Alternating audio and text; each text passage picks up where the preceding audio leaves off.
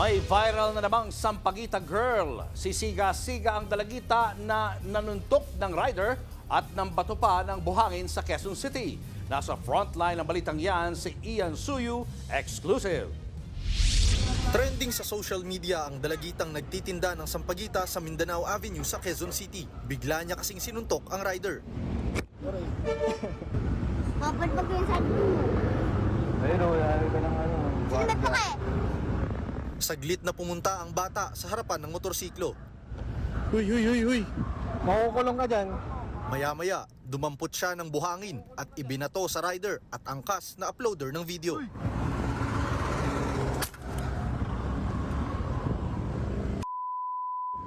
Ayon sa uploader, hindi sila bumili ng sampagita at hindi nabigyan ng limos ang bata kaya nanuntok at nambato ng buhangin. Hindi nakita sa video pero nandura pa raw ang sampagita vendor. Hindi na bagong senaryo sa kahabaan ng Mindanao Avenue ang mga namamalimos, mapabata o matanda. Karamihan nga sa kanila kung hindi nakasuot ng school uniform, ang iba nagbebenta ng sampagita o di kaya may dala namang placard. Ayon sa Barangay Bahay Toro, inireport na sa kanila ng mga concerned citizen ng insidente. 12 anyos ang sampagita vendor na nasa video na si Angel, hindi niya tunay na pangalan. Yung bata, nandun lang siguro, naiinip, kumuha ng paninda ng sampagita doon sa kabilang, yung mga nagtitinda na dati na nagtitinda rin na mga taga sa Uyo, namamalimos, nagtitinda ng sampagita. Minsan nasasangkot din, minsan sa gulo. Sa pag-iikot ng News 5, nahanap namin ang kinaroroonan ng dalagita. Ayon sa kanyang ina, taliwas sa sinabi ng uploader, pinagtripan raw ng rider at angkas ang anak niya kaya ito pumalag. Nakaupo daw po siya doon sa bibato na yun, pinasinahan siya. Nag-aayos daw po siya ng sampagita.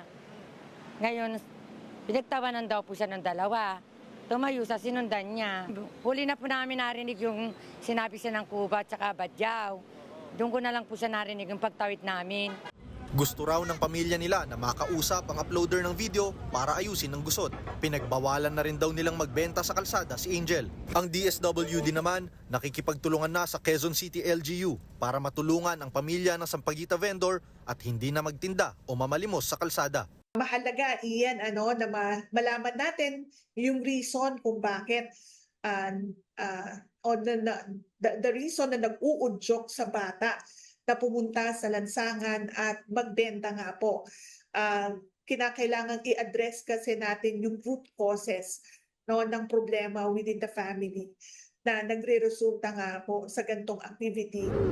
Nagbabalita mula sa frontline, Ian Su, News 5. Mga kapatid, Julius Babaw po. Iba na ang may alam at may pakialam sa panahon ngayon. Para sa frontline ng mga balita, mag-follow at mag-subscribe sa social media pages ng News 5.